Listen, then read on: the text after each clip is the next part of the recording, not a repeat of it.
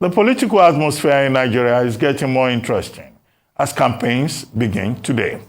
We now cross live to Kano State, where our Rise correspondent Nisi Gabriel is standing by to give us an update on what the mood of the people looks like, especially supporters of the new Nigeria People's Party, NNPP, in Kano, which appears to be a stronghold of that particular political party. Nisi Gabriel, good morning. What's the situation in Kano? Any excitement today about the commencement of political campaigns since the INEC blew the whistle that the campaigns can now start? The game can now begin. Good morning, Dr. Abati, and good morning to you, Rufai. Good morning, Nisi. Well, it's 5 months to the next general election in Nigeria. And as you all know, as you rightly said, political campaigns officially kickstart today.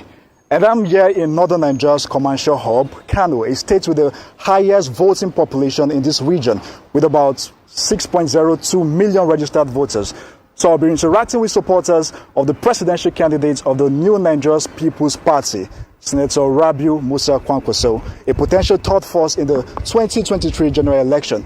They'll be telling me how much ground NNPP has gained so far and why they're supporting Senator Rabiu Kwankwaso. So to my far right here, good morning, gentlemen. Good morning. Yeah, what's your name? My name is Hassan Sani Tukur. You're a supporter of Senator Rabiu Kwankwaso. Yes, I am. And you're a member of the new Nigeria's People's Party. Yes, I am. So tell us, why are you supporting Senator Rabiu Kwankwaso? Well, my reason simply for my support of the candidature of Senator Rabiu Musa Kwankwaso is simply practical rather than it being hypothetical or some sort of experiment. If you look at his stellar and remarkable achievements in massive infrastructural development, in education, in health sector, it has been massive, and it is there for all to see. It is not hypothetical, as I said, but what stand out and what I usually reference and use as my own reason is his insatiable quest and a need to set a ground, a kind of an opportunity for people, you know, to compete in an environment. His massive human capital development, and the areas, the sectors of education, the achievements that he has made in that sector. We have seen so many graduates. We have seen so many beneficiaries of his well-known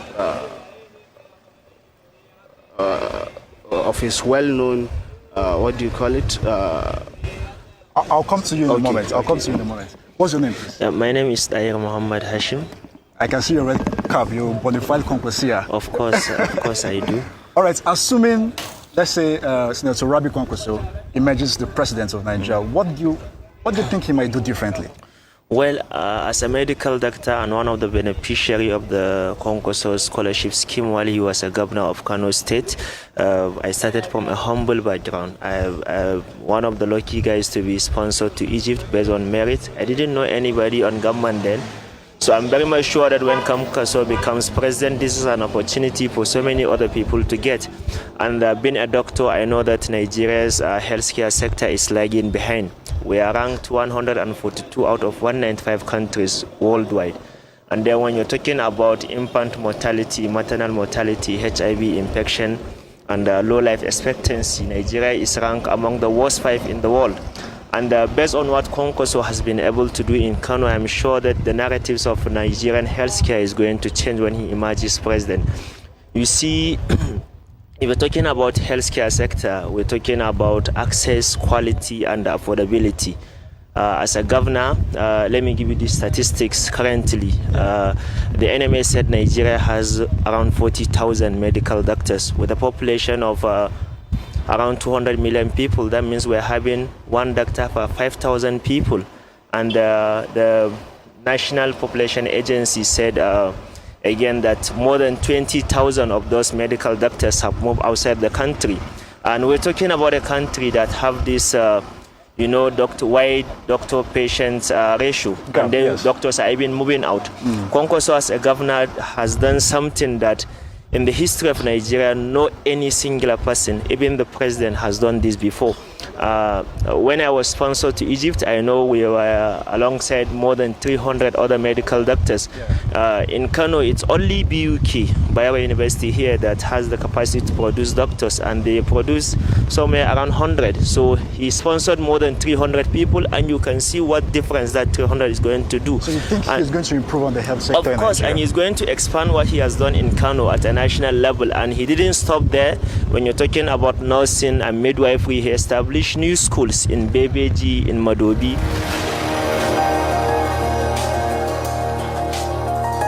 Rise to the Rise News channel. I will go back to Kano with Nisi Gerbel. Nisi, how are you?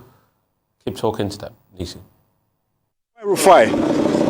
Yes, so I'm still talking to supporters of I'm still talking to supporters of the presidential candidates of the New Nigerian People's Party. And good to have you, sir. Good morning. How are you? We hear that membership of Konkwesiya in Kano State has grown over 2.5 million.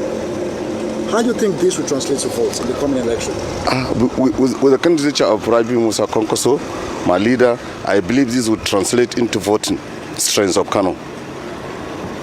Because people like him for what he did when he was the governor of Kano State.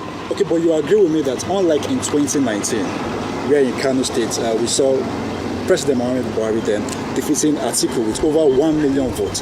This time around, it might be different because many people say there will be a split vote between APC, PDP, and your party, NNPP. There is not going to be any split vote because of the candidature of Rabi Musa Kwankwaso for what he has done in Kano State. Okay. Good morning, sir. Good morning, brother. So do you believe Senator Rabi Musa Kwankwaso has what it takes to win this election? Of course, I believe he has what it takes to develop, Nigeria as a country because of his quest for human capital development, because most of the previous administration and even the present administration always get it wrong. What we want is someone who have a greater plan for human capital development, because Nigeria should be a country where the production and consumption of intellectual capital should be key. If you look at what he has done in Kano State, he has invested a lot in people. He has invested a lot in human capital, because almost every household in Kano State have benefited, from Senator Kwankwaso's investment in human capital. So that is why. So you believe he has what it takes to win? He has what it takes, because that is what we need as a nation. Let me continue, sir. Okay. There are many people saying out there that your popularity is not beyond just within key northwest states, and you're not making inroads in some southern states. How do you react to this? This is not correct. Recently, Kwankwaso gave 5 scholarships per state in Nigeria, 5 scholarships to each youth less than 25 years in each of the 36 states we have in Nigeria.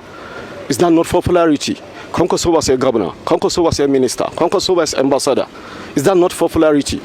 Kano is the state with the highest population in Nigeria, and we have every tribe you can find it in Kano, and he did remarkably well in Kano.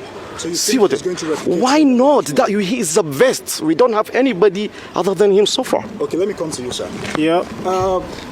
How will you react to persons who believe that at the moment you don't have any position, elected position at the national level?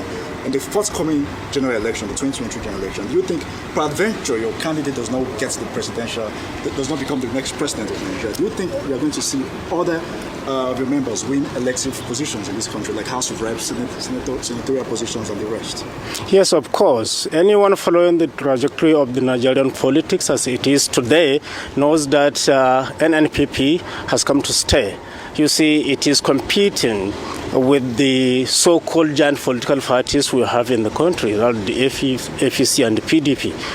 And if you are seeing the trend, you will be just maybe rest assured that NNPP is going to win this election because of the spread across all the states. Let me ask you a straight question. I just Yeah. want a direct answer from you. In Kano State, between APC, PDP, and your party NNPP, who do you think will win Kano State? NNPP, of course, because of so many reasons. Obviously, Kano people loves Konkoso because of his antecedent, because of what he has done. Okay, let's leave it there.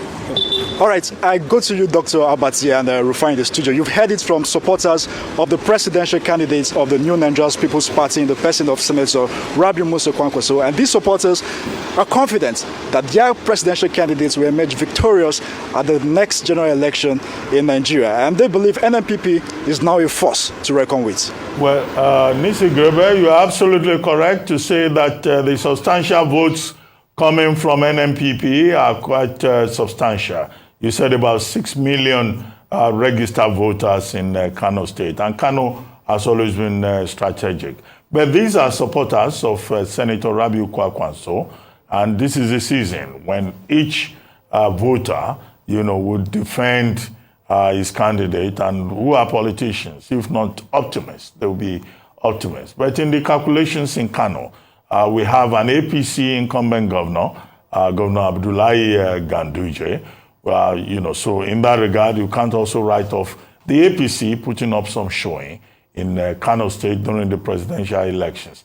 And you have also had, the candidate of the Labour Party making some inroads, Mr. Peter Obi, in parts of the north. Only 4 days ago, he visited Kano State. So, well, all of this is quite interesting. It looks like Nigerians are looking forward to very interesting times in terms of how all the permutations pan out and in terms of how, the electorate, make their choice.